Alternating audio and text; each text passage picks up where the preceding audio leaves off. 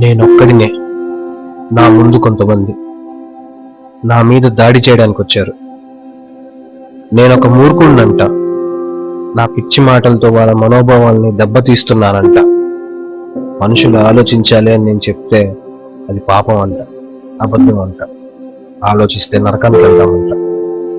ఎన్నో వేల సంవత్సరాల నుండి ఇదే నమ్ముతున్నారు. ఎందుకు అని ప్రశ్నించినందుకు నా మీద దాడి చేస్తున్నారు. భయపడి వెనకడుగేశాను, తప్పించుకున్నాను.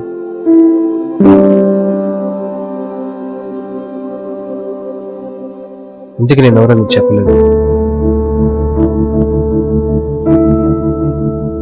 నాకు పేరు లేదు.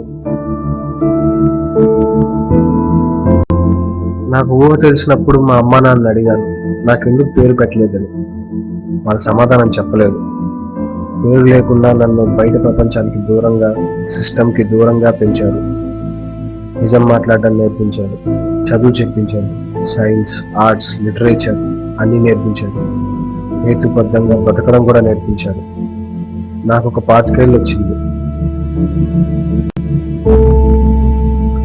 అప్పుడు నన్ను ప్రపంచంలోకి అంటే సిస్టంలోకి పంపే ముందు చెప్పారు, నీ పేరు ఏ మతానికి, ఏ కులానికి, ఏ ప్రాంతానికి, ఏ మనిషికి సంబంధం లేకుండా ఉండాలని నీకు ఏ పేరు పెట్టలేదు అని.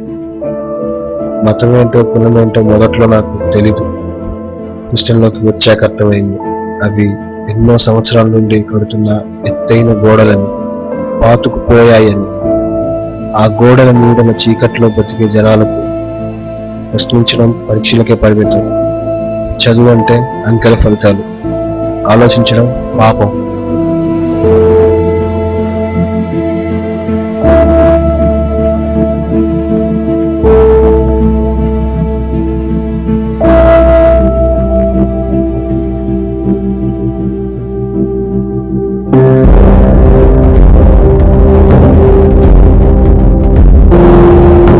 కొందరు నా దారి సరైందని తెలిసినా ఈ సిస్టంలో బతకడానికి ఆ చీకటి ముసుగునే నెత్తినేసుకోవాలని తేల్చేశారు.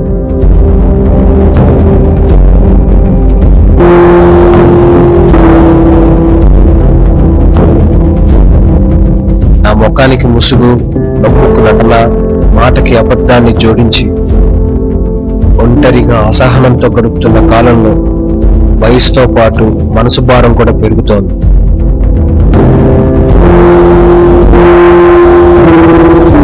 కానీ నా పేర్లు నిజాన్ని రాస్తున్నాయి.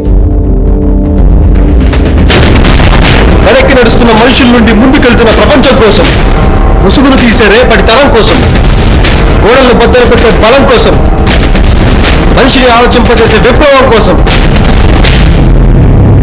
మొదలైంది నా ప్రస్థానం.